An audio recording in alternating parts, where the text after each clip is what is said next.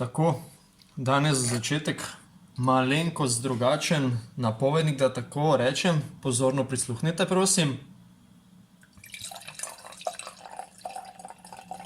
Takole, upam, da se je slišalo.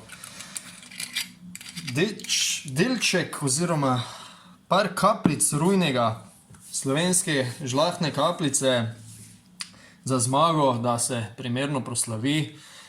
Nek odličen začetek kvalifikacij za olimpijske igre. Skratka, Angola se je pokazala kot nedorasel nasprotnik, tako da neke drame, euforije tukaj ne bomo delali. Vsekakor pa gre za zelo všečen začetek slovenske reprezentance, ki je z eno zelo agresivno obrambo, zelo pravilnim pristopom in vse, kar pritiče temu, pravo motiviranost, skratka pravim pristopom začela tekmo in naredila že v prvi četrtini dovolj veliko razliko, da smo bili lahko že prepričani, da bo šla tale tekma v eno smer. To je nakazal tudi izid 33-9 že po prvi četrtini. Skratka, mislim, da je selektor Sekulič dobro pripravil naše varovance, ki so zelo motivirani, kot sem že omenil. Tako da začetna peterka, mislim, da Luka Tobi, Zoran Dragič, mislim, da tudi Luka Rupnik. Skratka, še eden, se nema veze, so odprli tekmo tako, kot se odpre tekmo proti takšnemu nasprotniku. In glede same tekme mislim, da niti ni potrebno preveč izgubljati besed. Bi se pa mogoče osredotočil na to, da je bila to tekma kot naročena, da se ponudi priložnost vsem igralcem, da se minutaža razporedi, in točno to se je potem zgodilo. Še največ minut med našimi fanti je v bistvu odigral Vlatko Čančar z 22 minutami in 42 sekundami. V tem času pa je zabeležil 13 točk, od tega 3 trojke. Tako da to nas lahko vsekakor veseli. Počival je na tej tekmi Klemen Prepelič. Gre za določene bolečine v predelu vrata, ampak sem popolnoma prepričan, da ne gre za popolnoma nič resnejšega, hujšega, bolj za preventivo, kajti ni bilo niti prave potrebe, da bi Klemen zaigral na današnjem srečanju, ne. V bistvu je bilo vse skupaj odločeno že po prvi četrtini, vse tja do prvega polčasa pa je prednost znašala že tam okoli 30 točk oziroma če ne še celo več. V nadaljevanju srečanja nič posebnega, nekaj prestreženih žog, proti napadi tudi atraktivna zabijanja. Morda škoda, da tisto Čančarjevo ni šlo skozi, ko je bila nad njim dosojena osebna napaka, no. Kakorkoli, zelo me veseli, da smo od samega začetka kontrolirali skok, predvsem v obrambi.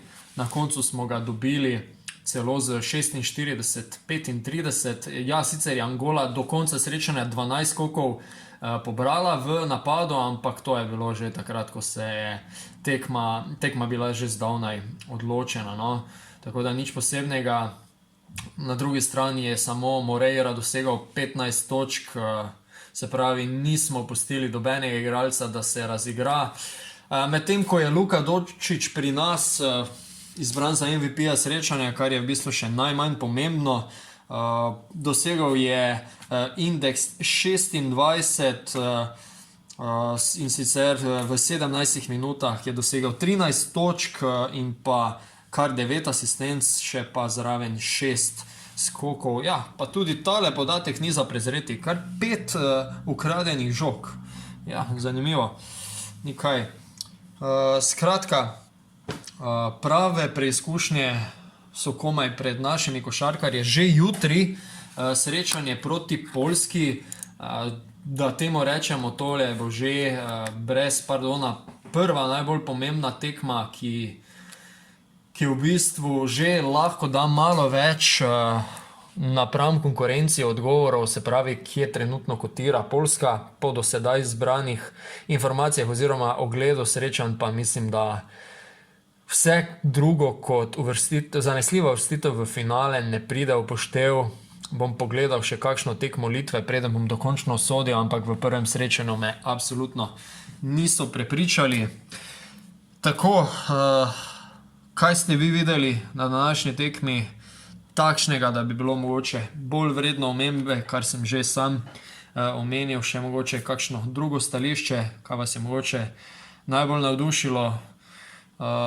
Zanimiva je razlika, ki še nisem omenil, končni rezultat, torej 118 proti 68, okroglih 50 točk prednosti, zdaj letale razlika je realna na potek srečanja, bi pa rekel, da niso oni tako slaba ekipa, kot je danes Slovenija dobro odigrala.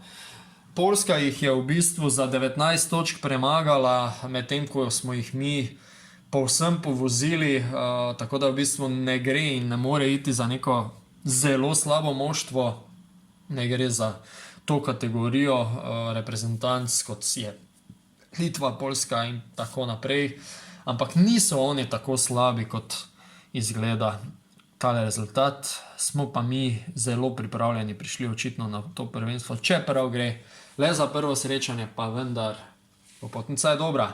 Tako, jutri Slovenija-Poljska o 15:30 uri. Mislim, da bo tole dosti bolj gledljiva košarka, vseeno predvidevam, da posebnih težav ne bomo imeli, vendarle imamo še ogromno rezerv. Luka je igral 17 minut na enih 30-40%, Prepelič sploh ni videl igre, skratka, glavno še prihaja.